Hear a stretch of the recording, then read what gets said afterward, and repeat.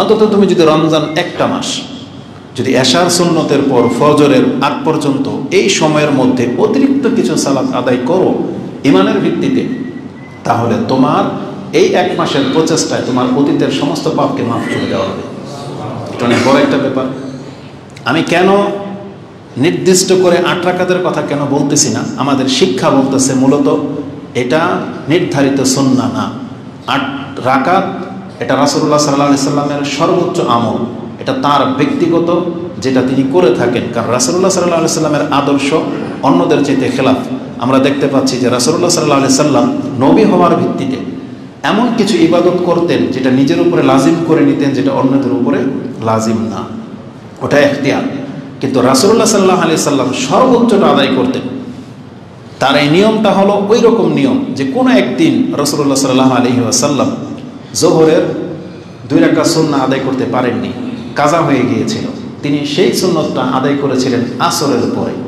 যেই দিন তিনি এই কাজটা করেছেন তার পরবর্তী জীবনে সে বিনা কারণেই ওই আসরের পরেও 2 রাকাত সালাত আদায় করতেন। আয়েশা রাদিয়াল্লাহু তাআলা আনহা বা উম্মে সালামা তারা সবাই জানে, আমরা সবাই জানি যে আসরের পরে নামাজ পড়া নিষেধ, কিন্তু রাসূল কেন নামাজ পড়ে এর কারণ জানতে চাওয়া হয়েছিল। তখন তিনি বলেছিলেন ওই ঘটনা যে আমি কোনো এক কারণে যোহরের সুন্নাহ ছুটে যাওয়াতে আসরের সময় সেটা কাজা করেছি, আর আমি নবী হিসেবে যখন একটা আমল চালু করে দিয়েছি তখন সেটাকে থামিয়ে দিতে আমি লজ্জাবোধ করি। তারপরে সারা জীবনে তিনি ওই যে আসরের পরে 2 রাকাত নামাজ চালু করেছিলেন, এই জন্য বাকি জীবনও তিনি আসরে 2 রাকাত করে আদায় করেই গেছেন, কিন্তু এটা আমাদের জন্য না।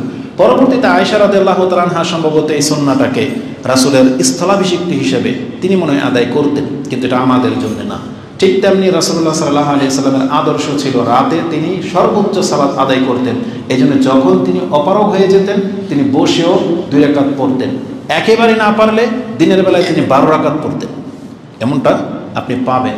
তার মানে আমি বোঝাতে চেয়েছি ওই 8 রাকাতে সুন্নাহ যে ঠেলে দেওয়া হয় এটা মূলত এরকম না। বিষয়টা রাতে নামাজ পড়া সুন্নাহ, রাতে নামাজ পড়া সুন্নাহ। আপনি কতটুকু পড়বেন আপনার তৌফিকে যতটুকু কুলাবে।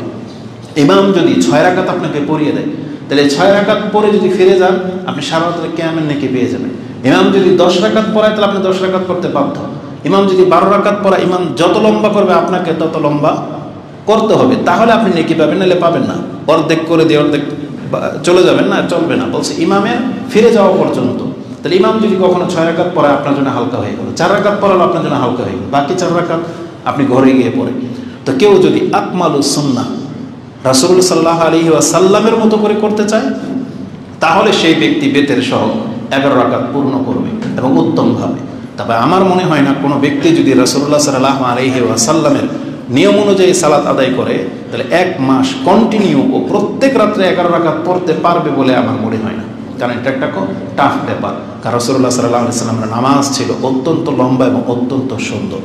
আয়েশা রাদিয়াল্লাহু তাআলা এটাই বলেছেন, লা তাসআল আন হুসনিহিন্না ওয়া তুলিহিন্না, তার নামাজের সৌন্দর্যতা আর তার নামাজের লম্বায়িত্ব তুমি জিজ্ঞেস করো না। এটা এতটা নজিরবিহীন ছিল। আলা কুল্লি হাল।